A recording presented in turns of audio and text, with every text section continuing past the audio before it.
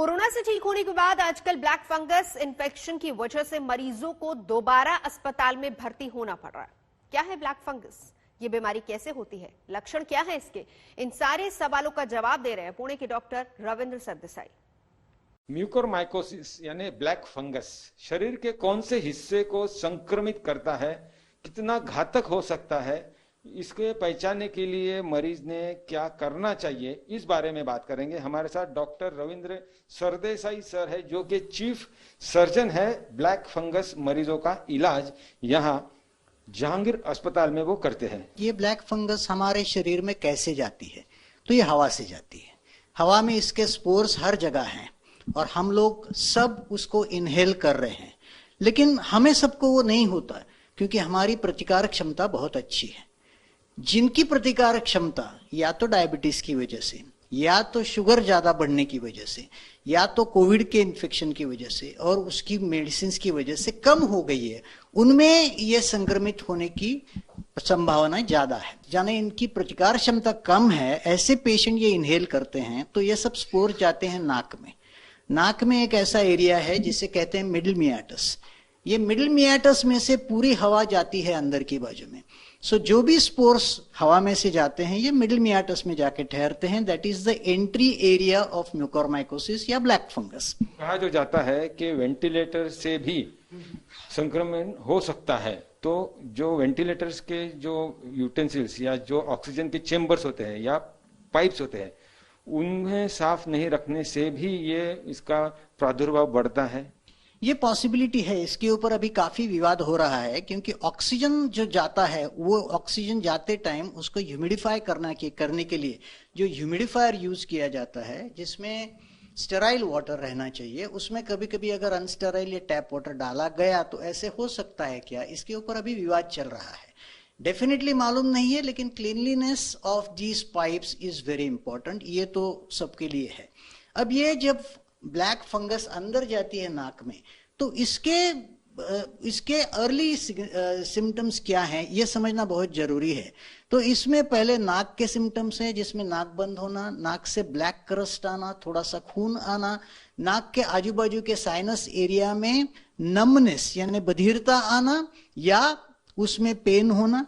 इस तरीके यहां से आंख की तरफ जाए तो आंख में लाल होना, आंख से दिखने में कमती होना, डबल दिखना, आंख का स्वेलिंग बढ़ जाना और धीरे धीरे आंख की विजन जाना। और जब वो नीचे दांत की तरफ जाएगा तो दांतों में पेन होना, दांत लूज हो जाना, कभी कभी गिरना भी। ये सब इसके लक्षण हैं, पहले वाले लक्षण। कि ये लक्षण आप अगर याद रखेंगे, अगर ऐसा कुछ हुआ तो आपको डेफिनेटली तुरंत ईएनटी डॉक्टर के पास जाना है, जो नाक के अंदर देख सकता है एक एंडोस्कोप की जरिए। और फिर उसको अगर वो एरिया में काला एरिया है कि नहीं, ब्लैक फंगस है कि नहीं, ये दिख जाता है और उससे डायग्नोसिस हो सकता है। यहाँ पे जो नेजल ये जो है साइड सेक्शन, इसके अंदर दांत भी दिखाई दे रहे हैं, यहाँ पर कहाँ कहाँ असर होता है ब्लैक फंगस? तो ये जो एरिया है ये सेप्टम का एरिया है। इसके बाजू में जो वॉल रहती है जिसे लैटरल वॉल कहते हैं, उसके ऊपर ये इन्फेक्शन जाता है। और ये इन्फेक्शन इस तरह से होता है कि इसे कहते हैं एंजियो इन्वोसिव। तो ये ब्लड वेसल्स को खा जाता है और जो भी ब्लड वेसल्स जैसे जाते हैं, हर एक ब्लड वेसल के साथ वो या तो दांत में जा सकता है या तो आंख में जा सकता है। और जैसे जैसे इन्फेक्शन ज्यादा प्रभावी होता जाता है और अगर उस पेशेंट की प्रतिकार शक्ति बहुत ही कम है तो ये फैलेगा जोर से और वो पूरा वो अपर जॉ डिस्ट्रॉय कर देगा। आंख कभी निकालनी पड़ेगी और कभी कभी उसके जरिए वो अंदर ब्रेन में जाएगा, जिससे जानलेवा बीमारी हो सकती है। ये गाइडलाइन क्या दोगे आप जो कोविड के मरीज है? जैसे आपने कहा कि पहले जो सिम्टम्स दिखाई देते हैं उसके बाद या पहले सिम्टम्स दिखने की जो चिन्ह है, लक्षण जो है, जैसे आपने कहा कि आंख, नाक, वहां पे दर्द होना, लाल होना, इसके अलावा भी कुछ है कि जो कोविड के मरीज होने ठीक होने के बाद? सबसे कॉमन है कोविड के मरीजों को। कोविड के मरीजों में डायबिटिक्स की प्रमाण बहुत ज्यादा है और उनको स्टेरॉइड्स भी दे जाते हैं। तो जो कॉमन डिनोमिनेटर इसमें से निकला है वो ये है कि इन लोगों की मोस्ट ऑफ द पेशेंट्स, ज्यादातर पेशेंट्स की शुगर बहुत ज्यादा होती है। तो इसका प्रतिबंध करने के लिए उपाय हर एक कोविड मरीज को मैं बताऊंगा कि आपकी शुगर मॉनिटर कीजिए, HbA1c नाम की टेस्ट करिए, जिससे 3 महीने की एवरेज शुगर मिलेगी, और इसके जरिए ये शुगर अगर ज्यादा है तो आप ऐसे हैं कि जिनको ये तकलीफ हो सकेगी। फिर आप ये सब जो अर्ली सिम्टम्स हैं उसके लिए सतर्क रहिए। अगर वो अर्ली सिम्टम्स आप में दिखाई दिए तो तुरंत ENT सर्जन के पास जाइए, नेजल एंडोस्कोपी बायोप्सी कराइए, जरूरत पड़ी तो MRI कराइए, जरूरत पड़ी तो आंख के डॉक्टर और दांत के डॉक्टर को दिखाइए, और अगर जरूरत पड़े तो ऑपरेशन और मेडिकल ट्रीटमेंट ये सब अपनाइए, जितना जल्दी हो सके उतना।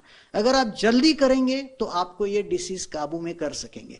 अगर लेट हो गए, आपने उसके ऊपर ध्यान नहीं दिया, सोचा नहीं इस जानलेवा बीमारी के बारे में, तो ऐसा भी हो सकता है कि by the time you get diagnosed the time to save your life is gone. यहाँ पर आपने सुना कि कोविड के मरीजों को ब्लैक फंगस इस बीमारी का संक्रमण हो रहा है। इसकी एक वजह जो बताई जा रही है कि स्टीरॉइड्स का बहुत ज्यादा इस्तेमाल। लेकिन सबसे बड़ी बात है कि अगर हम इस कोरोना महामारी के दौर में खुद को सही रखे, मास्क लगातार पहने रहे, सोशल डिस्टेंसिंग फॉलो करे, हाथ लगातार साबुन से धोते रहे, तो पहले ही हमें कोविड नहीं होगा। अगर कोरोना नहीं हुआ तो फिर ब्लैक फंगस होने का जो चांस है वो भी कम हो जाता है। कैमरामैन गोपाल हरने के साथ पंकज खेलकर, पुणे, आज तक।